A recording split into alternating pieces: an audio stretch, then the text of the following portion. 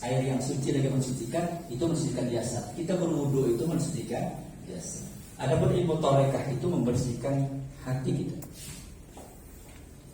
Nah, ilmu hakikat itulah membersihkan ruh kita. Tiga ini, jadi kalau majelis taklim itu bagusnya tiga ini. Mana yang membersihkan jasad, mana yang membersihkan hati, mana yang membersihkan ruh kita. Tiga-tiga ini kembalikan. Karena itu ada ilmu tasawuf dalam rangka untuk menghaluskan budi.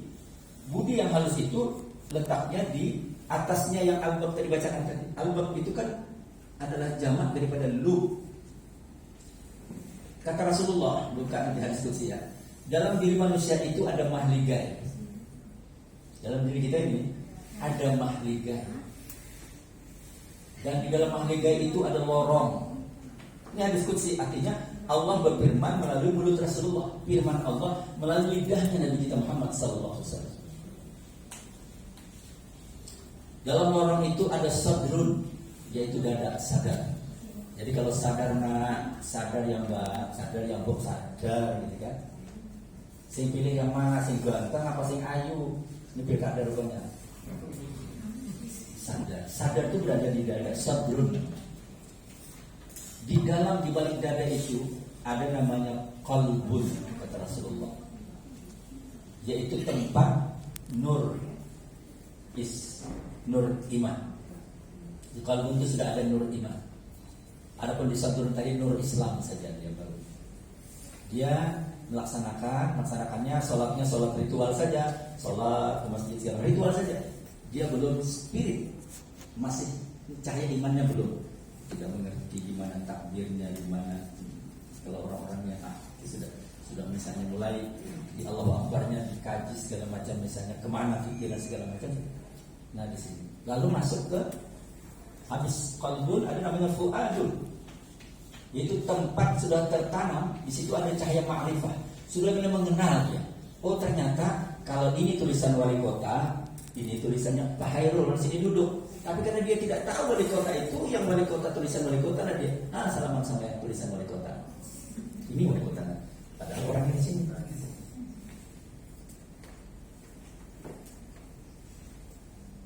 Dia sayang kepada yang tulisan, padahal misalnya hakikatnya Pak Hairul itu adalah tanpa huruf, tanpa suara, tanpa tulisan. Sekarang saya tanya misalnya Pak Basit, Pak Basit, siapa Anda? Pak Basit akan jawab, saya Pak Basit. Oh, saya tidak tanya nama Anda. Oh, saya adalah Kasubag TU. Saya tidak tanya status pekerjaan. Saya Bapak Surya, saya adalah saya sudah kawin. Saya tidak tanya status pekerjaan Anda. Saya tinggal di Tanjung Zalo. Saya tidak tanya tempat tinggal Anda. Saya mau tanya siapa Anda. Maka kesulitan itu. Dan Anda itu tadi adalah diri tadi yang tidak ada huruf, tidak suara, mengenalnya dengan pengenalan batin juga. Maka dengan yang Anda siapa itu? Kalau sudah kita sampai ke sana, maka inilah jalur yang memiliki jalur untuk berselancar ke tadi, mulai ke ajsam, ke alam arwah, terus sampai ini dia sampai ke makam nur. Agak berat ya.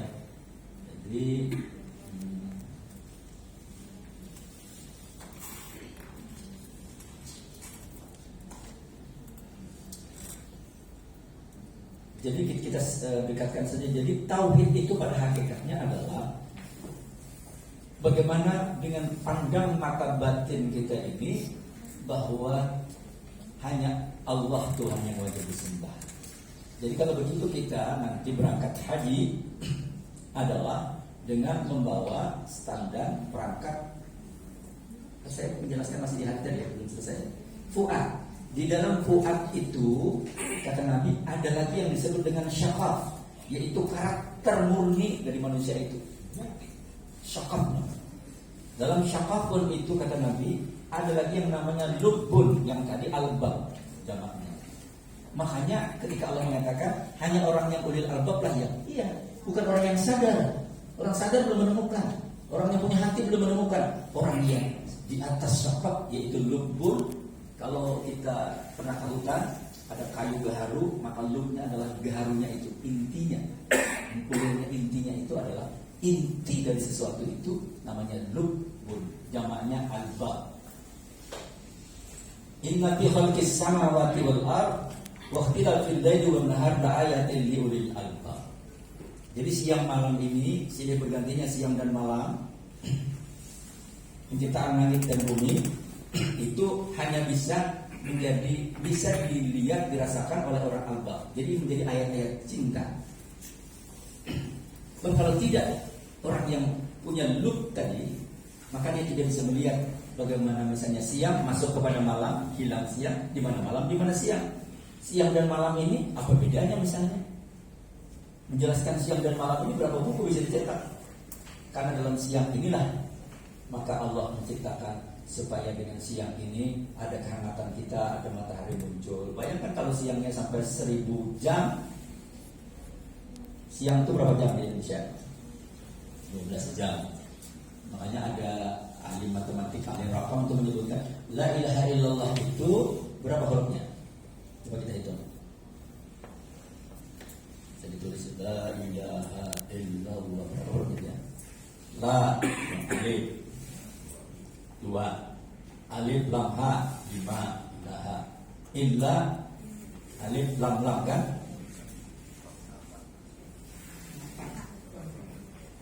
Apa sudah? Allah 4, apa itu 4? Berarti 12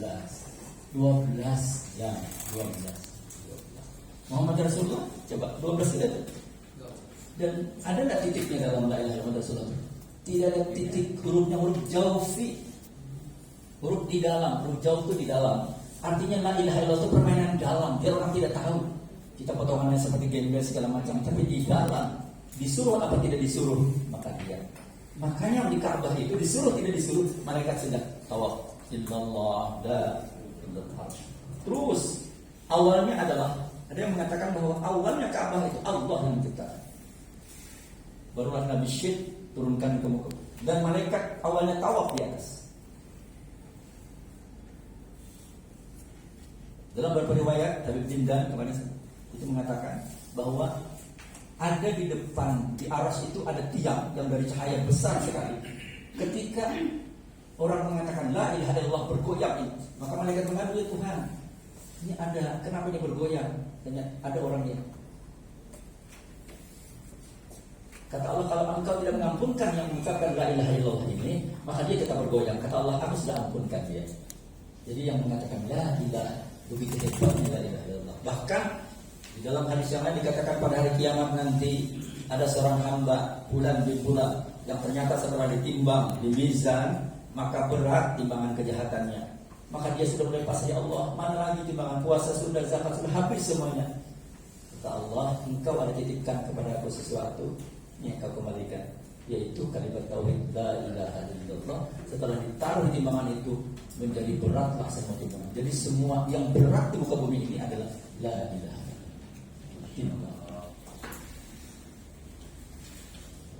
Jadi baik diucapkan maupun di dalam maka la ilaha. Semua, bahkan burung-burung yang mengepakkan sayapnya dia sedang mengucapkan la ilaha illallah. Pohon yang tumbuh kemudian di air semuanya la ilaha illallah. Yang diinginkan itu adalah tauhid, menyatukan antara, menyatukan tadi. Muwahhidkan asal katanya dari fi'il wahada yuwahidu tauhidan. Wahada wahid satu, wahada menyatukan, tauhid persatuan. Sebab kalau tidak, antara kita menyupir, tukang supir dengan mobil, itu kalau tidak menyatu berat. Maka dia sudah, ketika kita ada supir yang baik, dia sudah menyatu antara mobil dan diri kita, sudah tidak ada bedanya lagi. Kita ketek sedikit sudah menyatu. Ya, supir yang kalau sudah sedikit padahal rasa-rasa mau ketabrak, tapi sudah menyatu, sudah seperti membawa diri kita sendiri. Jadi diri. Nah, saya ingin menyampaikan pesan kepada Bapak Ibu sekalian. Jadi tauhid itu adalah bagaimana supaya mesra antara kehambaan dengan sifat-sifat ketuhanan.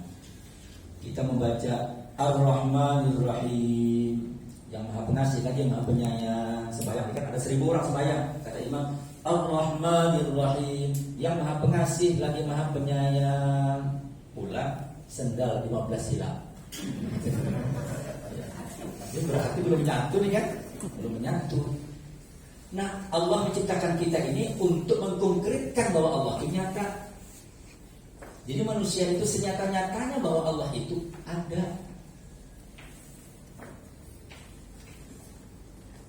Kalau begitu, hakikat penyembahan itu tidak boleh kita isbatkan kepada kita manusia.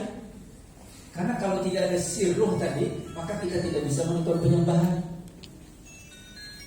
Saya teruskan hadis tadi ya. Saya teruskan hadis tadi.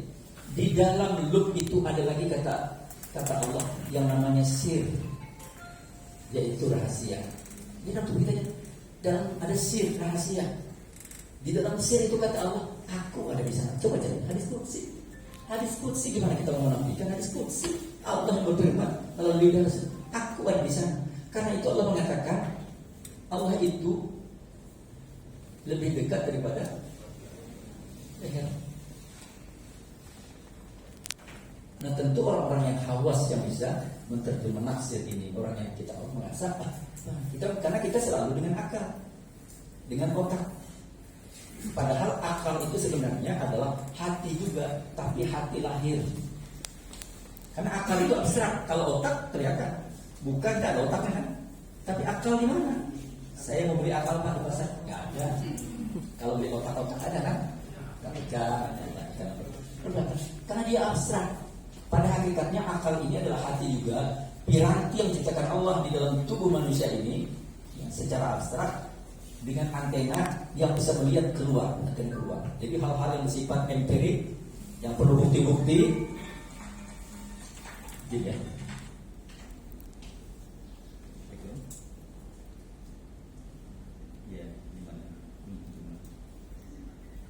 Ditarakan.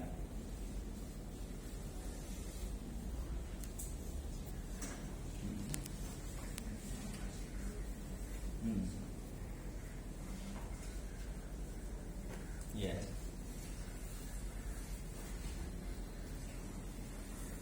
Itu di dalam sana, aku ada di sana.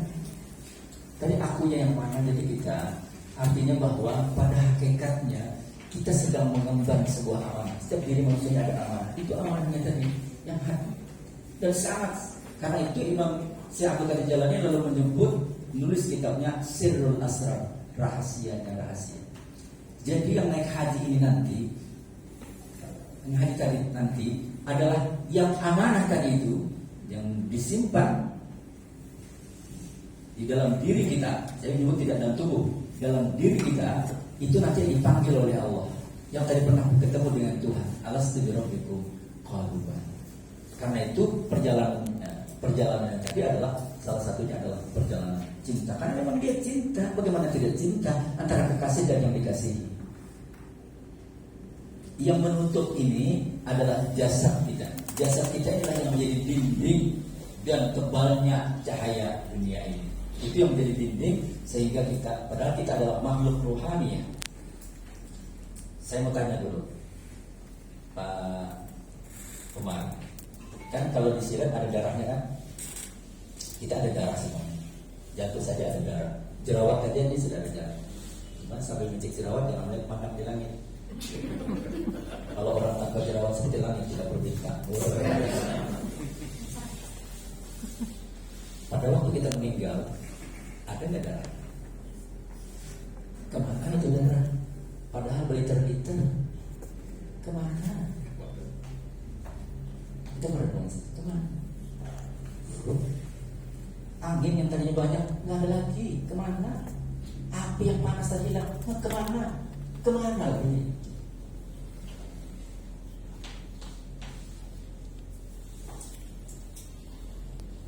Nah, jadi perjalanan kita ke Mekah itu dalam pendekatan tauhid adalah sebenarnya kerinduan tadi yang dititipi tadi ya, titipan tadi seperti anak yang hilang kembali ke kita. Jadi kami datang ya Allah, makanya ada menangis, kami datang memenuhi panggilan-Mu ya Allah. Panggilan Allah dalam bentuk bisa jadi lulus petugas, bisa jadi dinaikkan orang, karena bukan kita. Jadi kita ini sebenarnya adalah melaksanakan. Bukan karena kehebatan kita, karena kita adalah pebisnis hebat lalu banyak uang. Tidak, banyak orang kaya juga tidak terdaftar, kadang-kadang porsinya tidak ketemu. Kadang-kadang sudah mau naik haji tahun ini dibatalkan, ada corona, habislah. Akhirnya tahun depan rasanya kan. Jadi waktunya kita boleh berdoa sebagai khadam. Jadi doa itu kata para ulama tasawuf sebagai khadam saja. Tapi yang menentukan adalah takdir juga. Karena itu takdir itu kita percaya. Takdir percaya. Khadam saja membantu saja mendorong doa itu. Maka para ahli tasawuf mengatakan ilmu dan amal tidak bisa sampai kepada Allah. Jadi ilmu dan amal tidak bisa sampai mengenal kepada Allah. Terjelaskan berhari-hari dulu. Dia sampai kepada Allah ketika Allah itu mengenalkan dirinya. Barulah. Karena itu Junaid al-Baghdadi itu mengatakan, kalau saya tulis apakah al-Haddad atau Junaid mengatakan, Arabtu Rabbi birabbi. Aku kenal kepada Tuhanku dengan pengenalannya jiwa.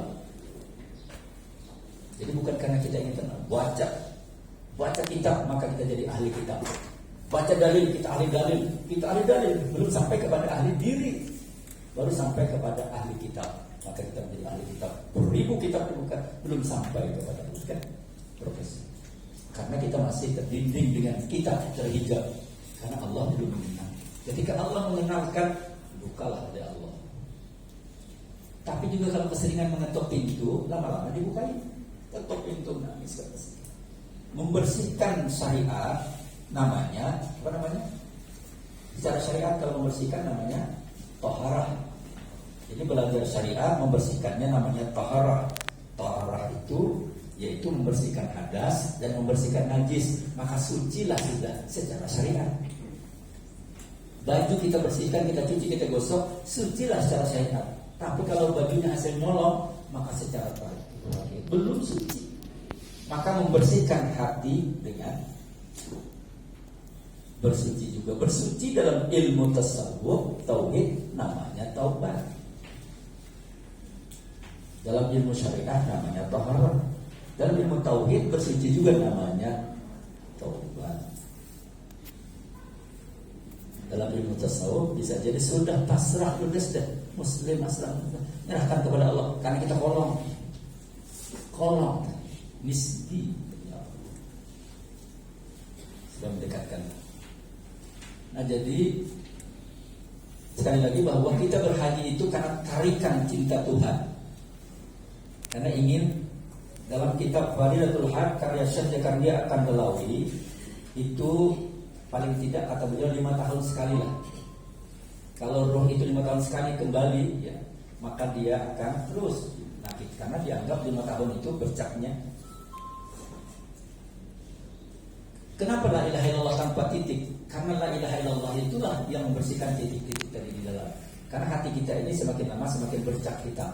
Maka digosok dengan la ilaha illallah, dia hurufnya tanpa titik di dalam untuk membersihkan titik-titik illallah, la illallah, illallah.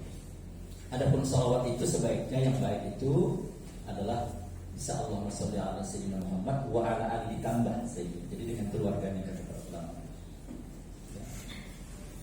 Dan selawat itu Allah menyuruh. Makanya nanti Makkah Madinah itu Bapak Ibu sekalian, kalau bisa di Makkah itu berbanyak zikir la ilaha illallah. Apa saja subhanallah, zikir. Maka di Madinah itu berbanyak selawat karena di situ itu Nabi dikuburkan. Apa saja yang hafal misalnya ya Nabi salam alaikum salam silakan saja. Atau marhaban atau Ahmad ya Habib silakan mau nama apa silakan. Karena hati kita ini pembosanan juga. Maka isi hati kita yang bosan ini dengan hikmah dan macam-macam. Silakan. Yang Maulid Habsyi, yang Biba, yang apa selawat apa saja. Maka kenapa? Karena laulaka ma khalaqtul aflaq. Tidak aku ciptakan alam semesta ini kata si Nurzak tadi kalau tidak karenamu. Nur. Kalau tidak karena kamu, saya tidak akan ciptakan alam. Artinya kita ini pun diciptakan karena cinta Tuhan kepada untuk dikenal. Karena Allah tidak ada mengenal kalau tidak diciptakan. Bagaimana? Siapa yang mengenal? Sendiri dalam rumah. Kalau kita tidak telepon, tidak ada yang tahu bahwa kita. Maka Allah ingin dikenal. oleh hambanya. Berarti manajer di muka bumi ini, di dunia ini adalah Rasulullah SAW. Hitam kata Rasulullah, hitam juga. Karena itu kita berbangsa. Karena salawat itu disuruh oleh Allah. Inna Allah wa malaikatahu yusalluna ala nabi. Sungguhnya Allah dan malaikatnya bersalawat kepada Nabi Muhammad. Kemudian di situ ada ya ayyuhalladzina amanu, wahai orang beriman. Iman tadi yang fuad tadi atau yang qalbun tadi, sallu, bersalawatlah kepada Nabi alaihi wasallam. Ujungnya lagi taslima. Jadi ada dua perintah. Suruh berselawat artinya menghormat, lalu taslima itu artinya menyerah, artinya turuti perintahnya. Hormatilah dan turutilah. Hormat dan turuti. Hormat kepada Tuhan kita karena asal roh kita tadi Bapak dari sekian roh, dan turuti.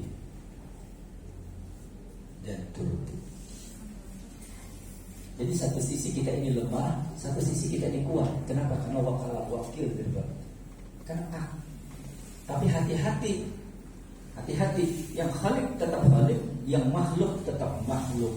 Yang gelombang bukan laut, yang laut bukan gelombang. Tapi laut dan gelombang tidak bisa dipisahkan. Nah ini yang sulit. Saya bahasanya agak sulit ya. Nah, Bapak sekalian berbahagia, haji itu dua huruf. Huruf H dengan huruf J. Dulu ada orang Malaysia, Filipina, belajar mengaji. Ayo budak-budak, kata gurunya, sila dengar cikgu nak terangkan satu perkara saja. Kalau ada huruf datar di atas, berkelok ke bawah. Datar di atas, berkelok ke bawah. Ada mata huruf apa budak-budak?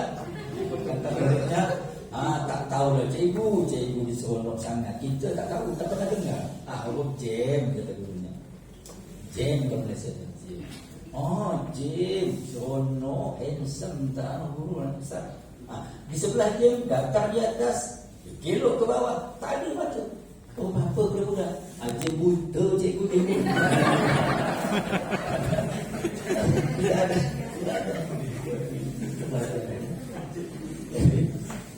H dan J, haji. Hanya itu adalah hablum minan nas dan hablum minallah.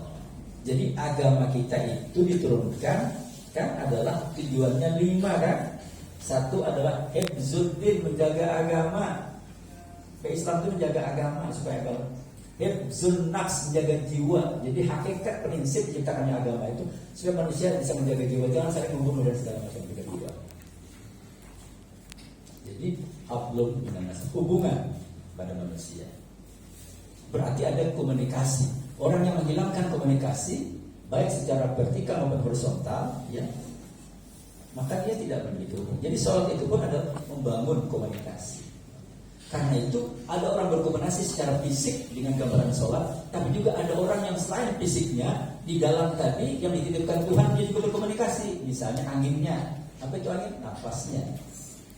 Napasnya berkomunikasi dengan Tuhan. Dalam golongan-golongan sofistik, lalu membuatlah rekam-rekam bahwa golongan syariat ini zikirnya adalah la ilaha illallah, itu golongan syariat. Golongan tarekah zikirnya Allah. Maksudnya huwa Allah, dia Allah. Saya ini kolomnya, yang mejanya ini Allah gitu. Yang ahli tarekah, ahli hakikat, lalu zikirnya Allah. Kata Rasulullah, inna fil jasadi mudghah, dalam diri manusia itu ada segumpal daging. Idza saluhat jasadu kullu, kalau daging itu baik, baiklah seluruh amalnya. Beda fasadat jasadu kullu, kalau dia jelek, jeleklah. Ala wahyal qalbi, daging itu adalah qalbi. Para ulama tauhid menyebut daging itu bukan saja hati yang di sini, tapi yang disebut dengan jantung. Karena jantung itu membawakan darah. Kalau darahnya kotor, maka kotor juga yang merupakan seluruh tubuh. Maka dibersihkan darah. Makanan tidak yang haram-haram, bersih darah. Dari sisi nyata dari sisi pembendanya kita makan ayam, tapi dari sisi maknanya ternyata kotor karena ayamnya ayam curian misalnya, ya kan? Assalamualaikum, kita masyarakat, salam, ya kita makan bebek, wah enaknya bebek enak lah. Gimana beli? Bukan, bebek enak saya ambil, nah. Karena itu untuk membersihkannya adalah dengan sedekah, ya kan? Jadi kita bersedekah itu membersihkan.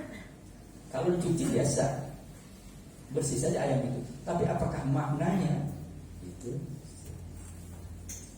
Adapun ma'rifah itu lalu pikirnya bisa sudah. Nah, orang biasanya kalau suami istri itu sudah tidak menyatu sudah, itu biasa bunyinya bisa.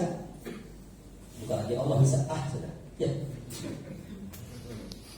Tahun dengan tahun.